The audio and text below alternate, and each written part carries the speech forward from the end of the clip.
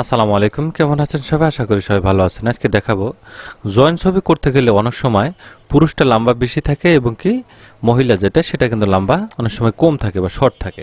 এটি যদি আমরা পাসপোর্ট সাইজ ছবি বা যে জয়েন্ট ছবির যে মাপটা সেটা যদি এখানে দিতে চান তাহলে দেখবেন এই ছবিটা অনেকটা শর্ট রয়েছে, এই ছবিটা কিন্তু অনেকটা লং রয়েছে। এটা কিভাবে খুব সহজে আপনি মিলাবেন সেটি দেখিয়ে দেবো আজকে।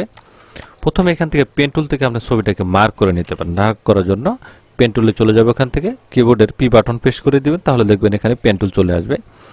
এখান থেকে ছবিটাকে এটা মার্ক করে নেবেন। পুরুষের ছবিটা আপনাকে একটু মার্ক করে নিতে হবে। এখান থেকে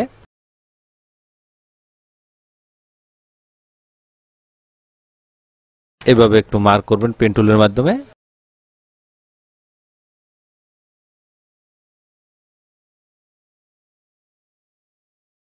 আমি এভাবে একটু মার্ক করে নিলাম। এই পাশে এনে ঘুরিয়ে এই পাশে এনে ঠেকিয়ে দিব। মাউসের রাইট বাটন ক্লিক করে এখানে ম্যাক্স সিলেকশন ওকে করে দিচ্ছি। মুভ টুল এখান থেকে কন্ট্রোল যে বাটন প্রেস করে একটি লেয়ার করে নিলাম। লেয়ার করে দেখানোর সুবিধা হলো যাতে আমি আপনাদের ভালোভাবে বুঝাতে পারি সেজন্য। এখন এটাকে ধরে আমি একটু নিচে নামিয়ে দেব। এখানে হালকা একটু এভাবে একটু নিচে নামিয়ে দিবেন। দেখুন এখন কিন্তু মোটামুটি একটা লেভেলে কিন্তু এখানে চলে আসছে, দেখতে পাচ্ছেন। একটু এদিকে হালকা একটু সরিয়ে দিবেন এবং কি একটু নিচে নামিয়ে দেবেন। এখন যে আমি একটু ক্রপ করে দেখাই, দেখুন এখন কিন্তু ছবি দুটো প্রায় সমান্তর রয়েছে, কারণ মহিলাটা একটু শর্ট রাখতে হয়, একটু ছোট রাখবেন।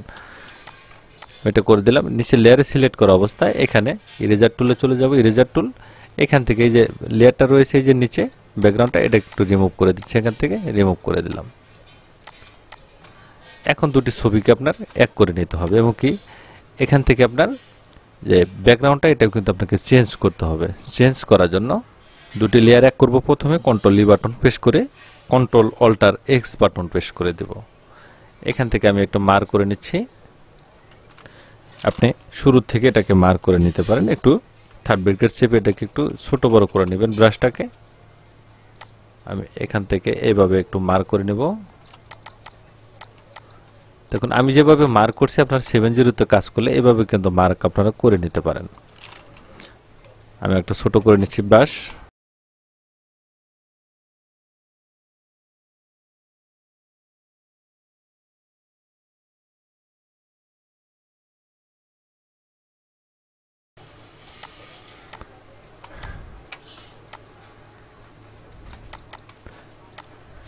এনে ঠেকিয়ে দিলাম। এখন ফিল টুলে চলে যাব। এখান থেকে আপনাদের 0 থাকতে পারে, স্মুথ এটাকে 100% করে দিয়ে ভিতর সাইডে একটি ক্লিক করে দিবেন, দেন এখান থেকে ওকে করে দিবেন। ব্যাকগ্রাউন্ডটা কিন্তু এখান থেকে ইরেজ হবে।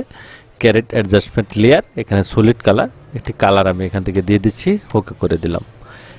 উপরে লেয়ার ধরে নিচে এনে ছেড়ে দিবেন অথবা নিচের লেয়ার ধরে উপরে এনে ছেড়ে দিবেন, তাহলে কিন্তু এটা চেঞ্জ হয়ে যাবে।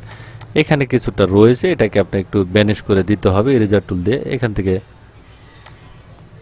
হালকাটি ক্লিক করে দেন, তাহলে দেখবেন এই ব্যাকগ্রাউন্ডটা চলে যাবে এবং কি এটাকে আপনারা ফিল করে দিতে পারেন। কলোন স্ট্যাম্প টুলে চলে যাবেন, এখান থেকে ব্ল্যাক কালারটা নিয়ে এটাকে একটু ফিল করে দিবেন, তাহলে দেখতে একটু ভালো লাগবে।